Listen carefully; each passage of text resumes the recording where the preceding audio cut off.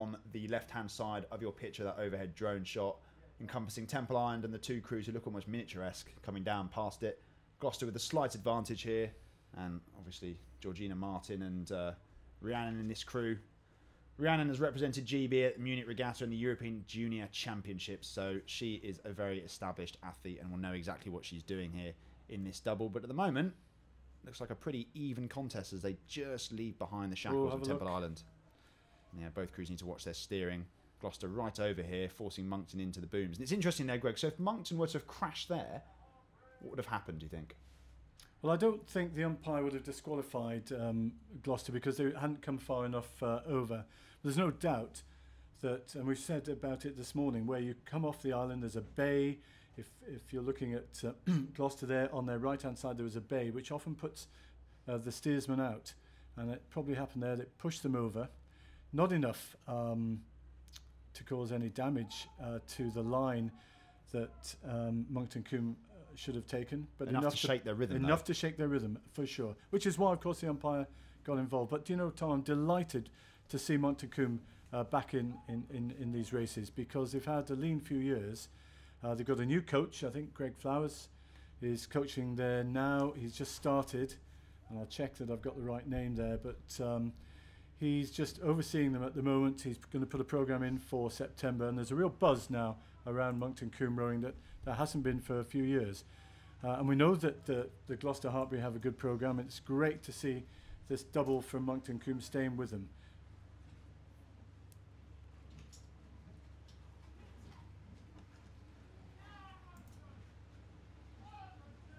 But plenty of power, as you can see, in the Gloucester Hartpury boat. They have a terrific out-of-boat exercise training regime. We might a few years ago perhaps have criticised them perhaps unfairly about their blade work, but the blade work's come on leaps and bounds because, of course, these are new athletes. You know, when we think of Henley Rowing Club, they've been rowing for 5, 6, 7 years. As you said, Rhiannon and Georgia, they've actually not been rowing that long. Yeah, a testament to the quality of Gloucester Hartpury's programme, that they can turn out exceptional athletes year on year. They won't be defending their title at Henley Royal Regatta this year, for whatever reason that is, we're not sure, but certainly putting on a good show here at Henley Women's Regatta. I think I saw one of their quads win at club level earlier this morning, so they've had a good day so far. And this Gloucester Hartpury double looking to make sure they don't drop the baton. You can see great view of the stroke there. Just her eyes have not deviated from the other crew at all. She's just keeping them eyes. She's absolutely spotting them all the time and communicating through the rhythm that she's setting to her bowman there. This is what we're we're in control, we're comfortable, and just feel it as we go down the course. Well, rowing is that rarest of sport where you can actually see the crew you're leading, and you can spot every move they're trying to make, and you can respond in kin. It's well, we know it's a funny sport, but it's all about feel as well. You can, as a stroke man, particularly in an 8 and a 7 man, if the 7 man is rushing down, the stroke man can't stop the rate from going up, and it's a matter of feel as opposed to looking at when the blade's going in. So good rowing, as we're seeing here from both these crew, is as much about feel. So if we ask them to close their eyes now, the blade work would not change at all. Yeah, so we'll keep one close eye on that event unfolding, and we'll be back up to race 154, another heat of the junior double sculls contested between Walton Rowing Club on the Berkshire station and Sir William Borlase Grammar School on the Buckinghamshire station. Well, I have to confess I've got an interest obviously in this race because Shiplet College are raced earlier. It was great, Tom, to see them win, so they're through to the next round.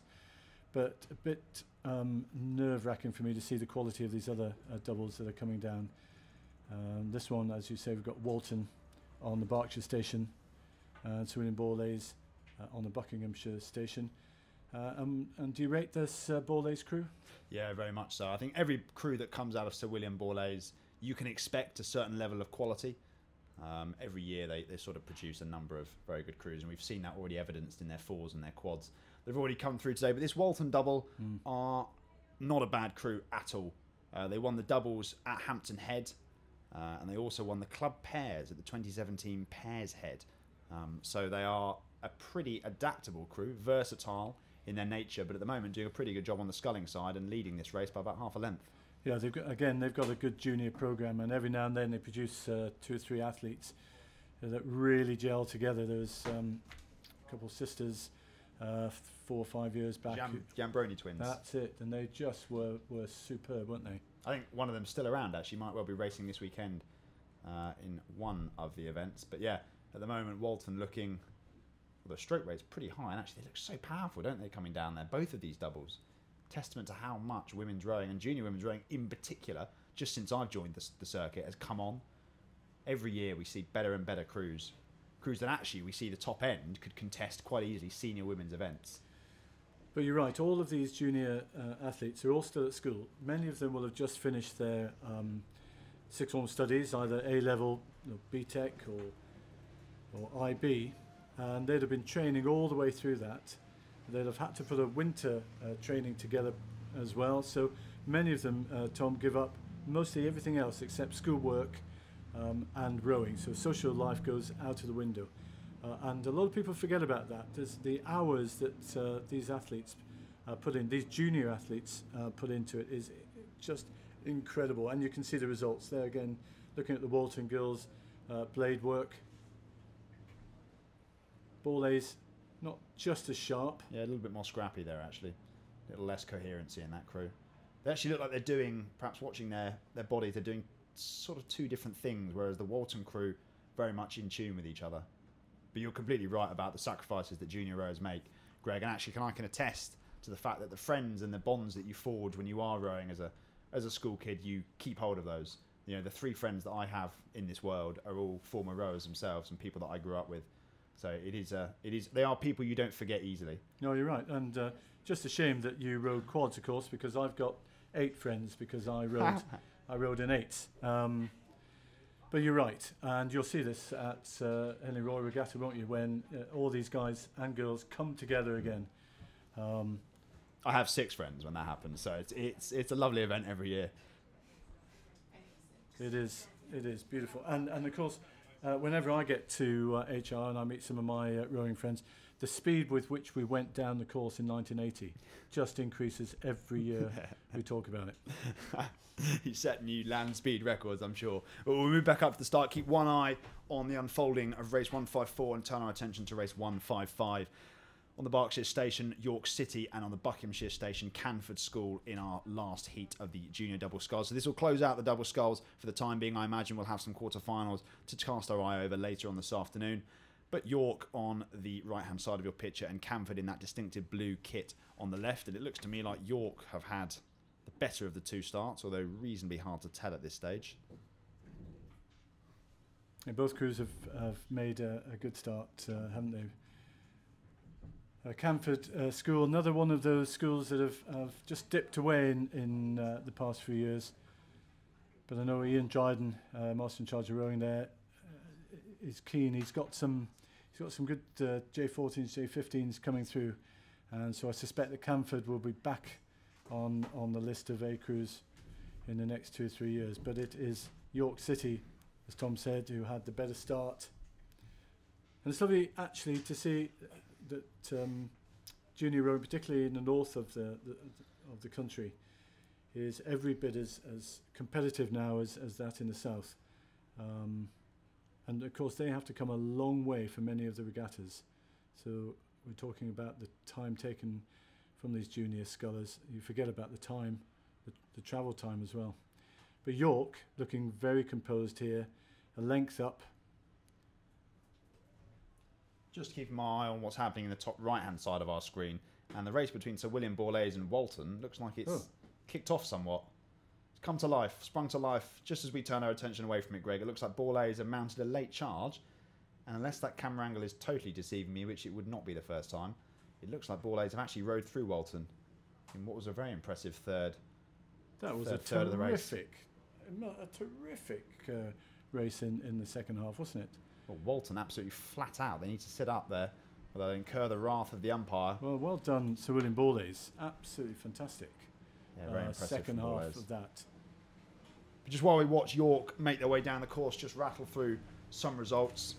So I have some of the results from the last batch of the Junior Cox Fours. Race 148 was a win for Headington School by a length over Great Marlow.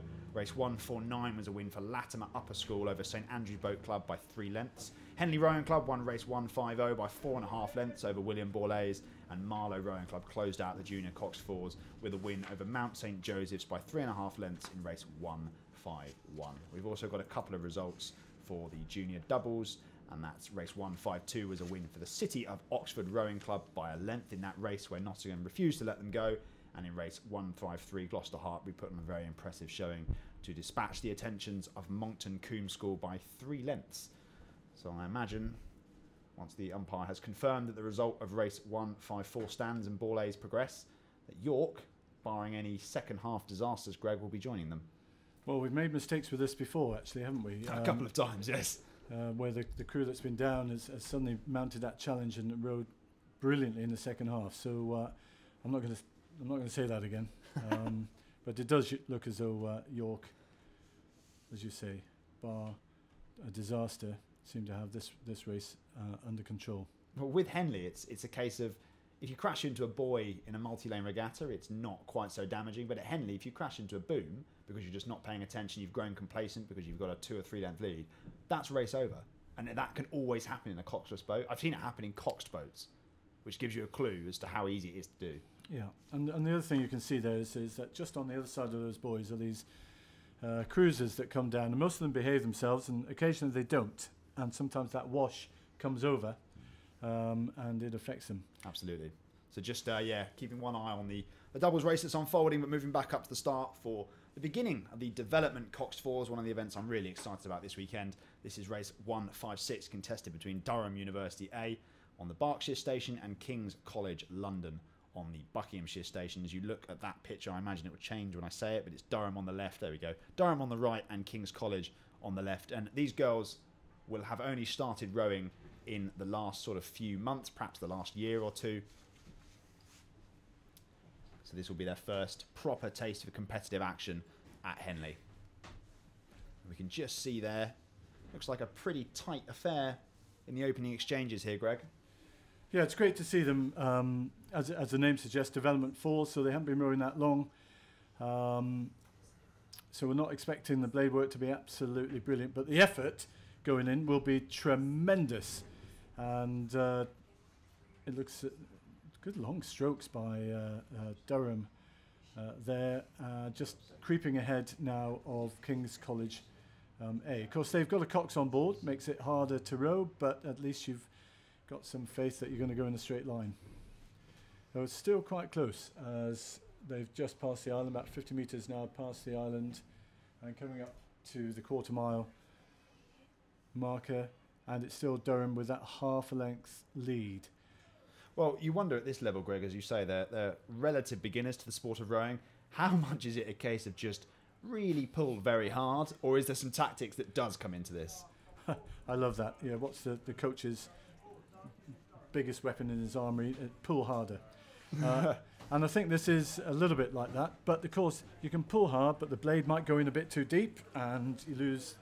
You put a brake on the boat. So you have to be really careful. The rhythm at this stage, for me, in Development Fours, the rhythm is as important as pulling as hard as you can.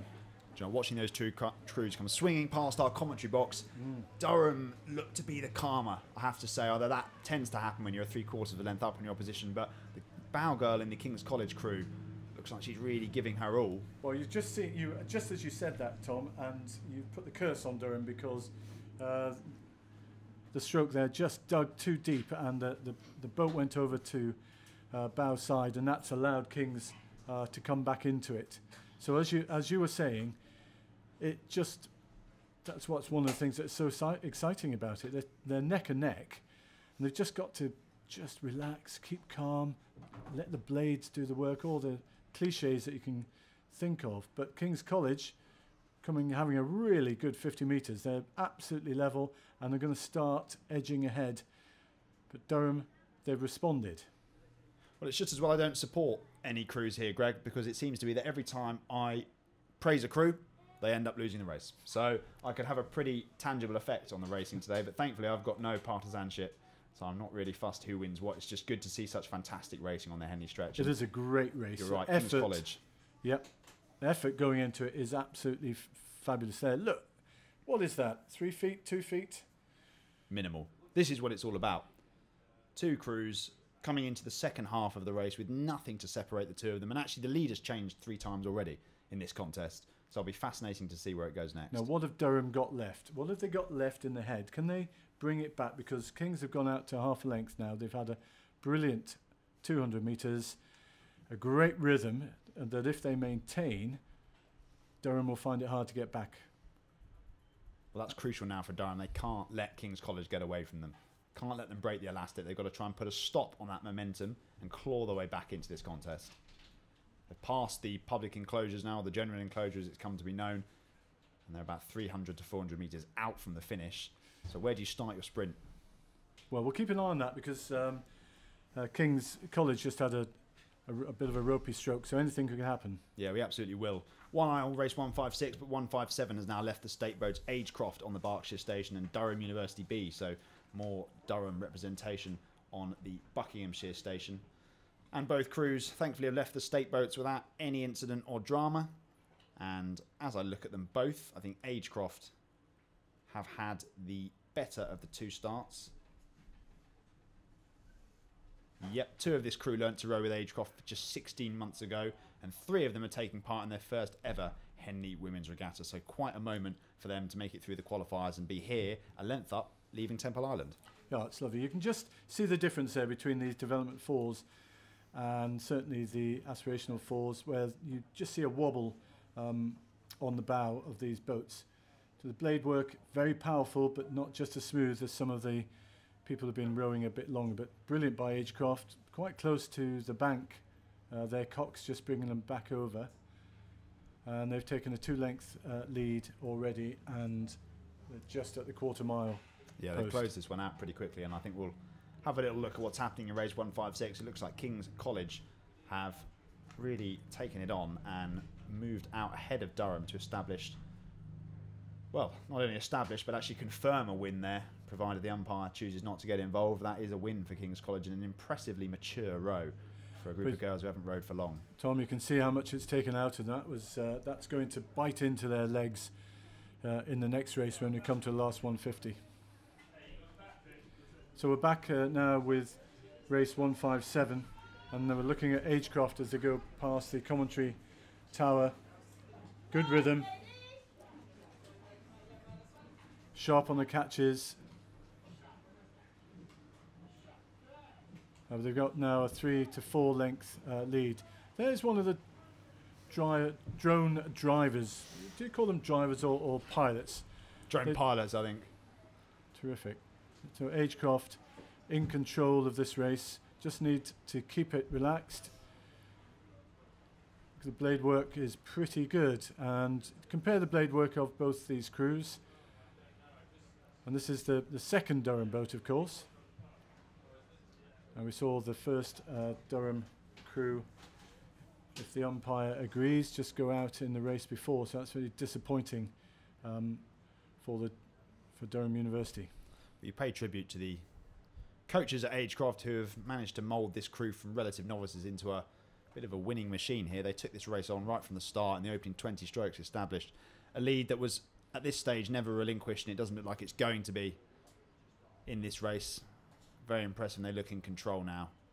Can probably afford to relax a little bit more with several lengths advantage over their opponents from Durham University. Of course, this is Durham's B boat, so we can be forgiven for understanding why maybe they're not quite as quick as their A crew, although their A crew were just knocked out by King's College. So it's looking like there'll be no Durham representation moving forward in the development Coxed fours at this stage. As you say, the coaches have done a great job. Agecroft blade work, very good. Just a few. If you look at the blade height in the Durham crew, that's going to affect the boat speed. Yeah, absolutely. So I think with that race fairly much sewn up, we'll move back to the start. Race 158 underway. Another heat of the development Coxed Fours, and we're hoping for a good race here between Leeds Rowing Club on the Berkshire Station and the University of Surrey B Crew on the Buckinghamshire Station.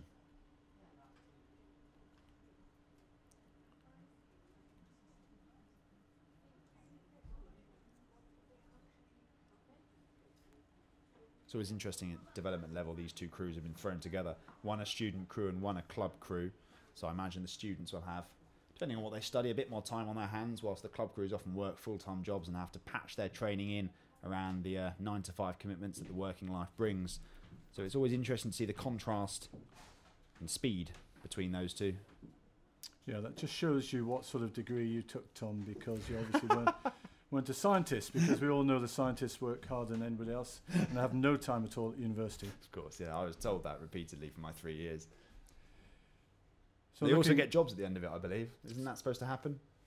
Scientists, yes. It's supposed to happen. And not all of them become teachers either. No, no, not all English students become teachers either, Greg. I'll have you know.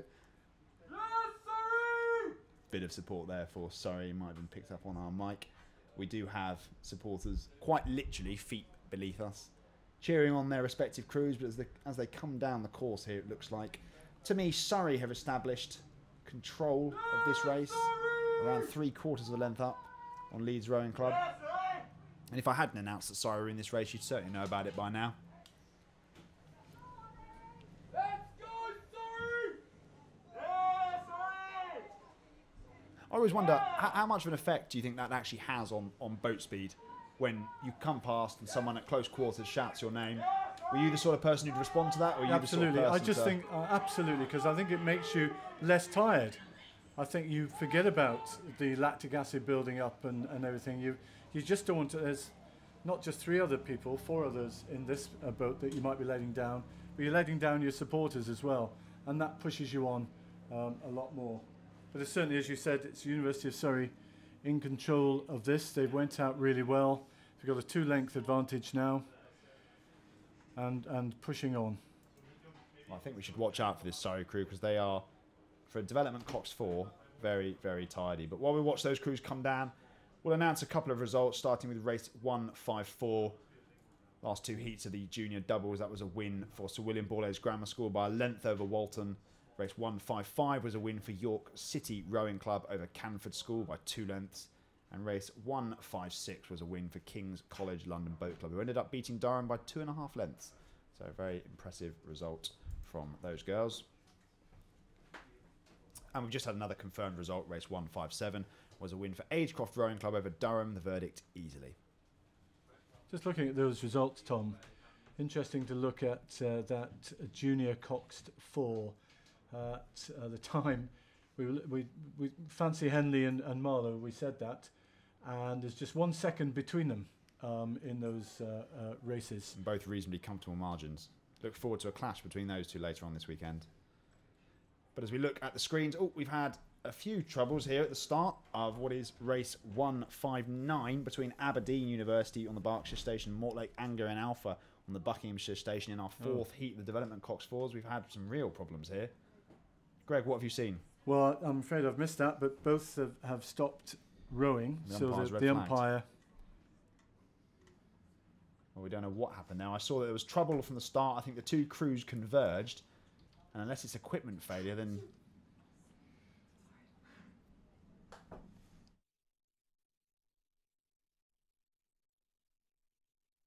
Well, we don't quite know what's happened there. We were busy looking at some of the results and times from previous races, but I understand that both crews have now stopped just underneath Temple Island, and we will feed back any information we get to let you know what caused that.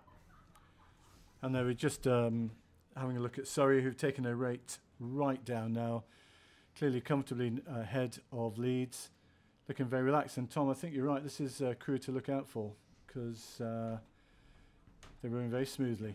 And there was obviously from the first 500 metres, there was plenty of power there too. So one to look out for in the development Cox 4s, perhaps, University of Surrey.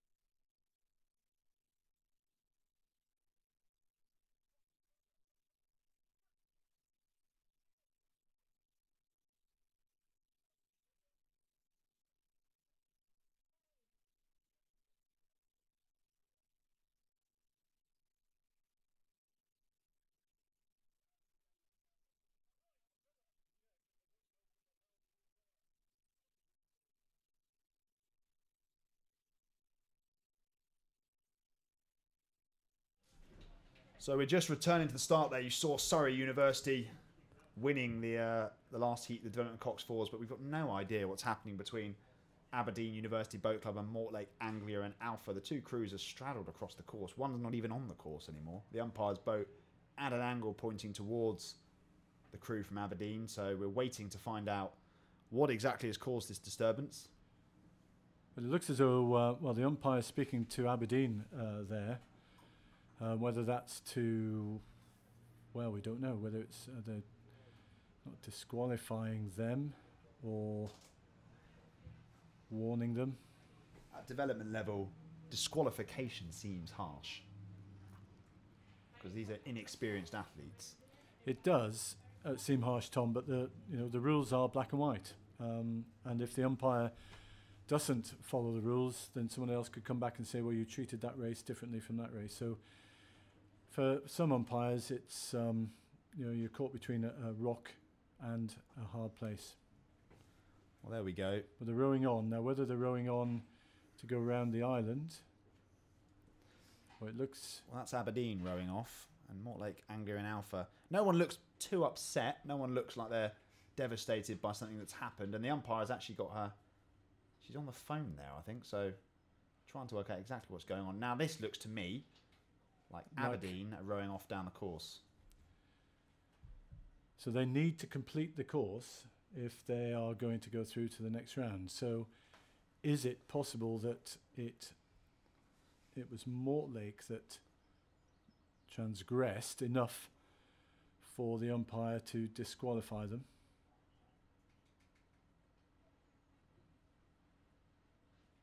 Just from the way they're holding themselves, and this is total speculation, but Aberdeen don't look like a crew that have befallen any great tragedy. So I'll be interested to see what the resolution of that was. But all we saw was that the two crews came together on the start line. The umpire very quickly called proceedings to a halt. And now both crews are paddling down the course. So when we find out what's happened there, we will bring you results. We will bring you the updates as and when we get them.